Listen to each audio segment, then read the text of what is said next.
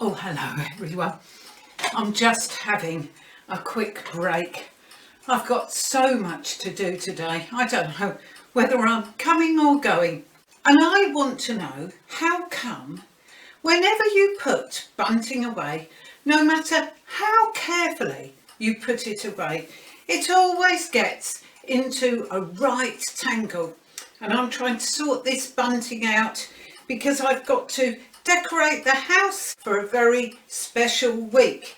Now, although I live in the country, I was born in Canterbury and a lot of my relatives still live there and my friends too. This week is Thanksgiving week. The war is now over and a lot of our lads will soon be home. If they're not home already, there really is something to be thankful for. And I've picked up Canterbury Bridge and Blean's Thanksgiving leaflet, which tells me everything that will be going on this week in the area.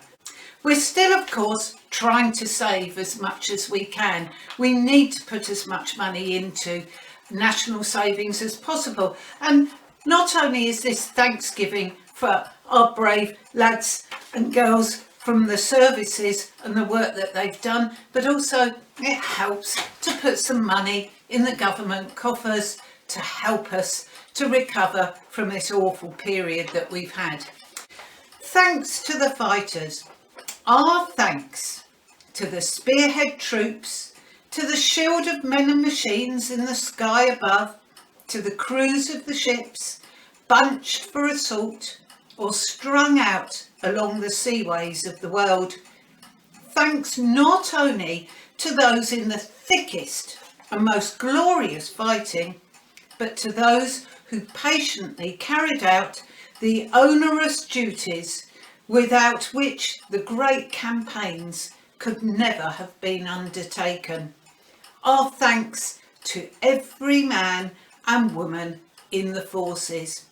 And there's a foreword from Alfred Bainton saying how our aim in the future must be to concentrate on rebuilding our homes, the revival of our trade, that of course is very important, and the restoration of our financial position.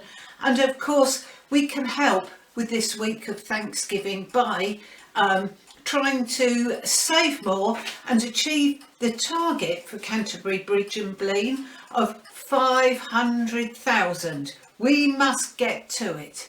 There are lots of things going on in the area over this Thanksgiving week. From the 10th of November to the 17th it's running. One of the really exciting things that I'm looking forward to seeing is they're bringing de Havilland's Mosquito aeroplane and popping that in the Fountain Hotel yard so that we can go and have a look close up at this amazing plane. It only costs sixpence to get in.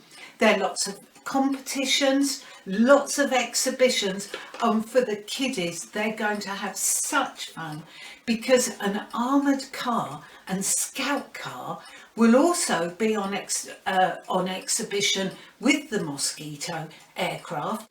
The armoured cars and the scout cars are going to be touring round the villages, and they're even going to allow the local children to have rides in them.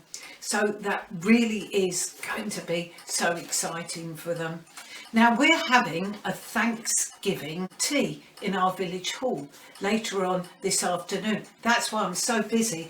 I've got to decorate my house with bunting and still get some food cooked for the village hall's Thanksgiving tea.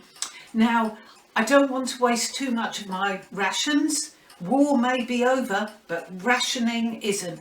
And I have heard that because of the refugees that need feeding in Europe, things may get worse for us here as we try to help them as much as we can with our foodstuffs.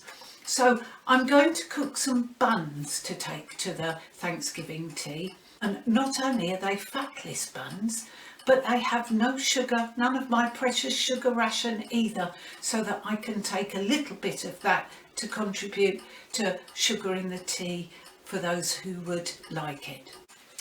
So I'll just finish this cuppa and then I'll show you how to make them.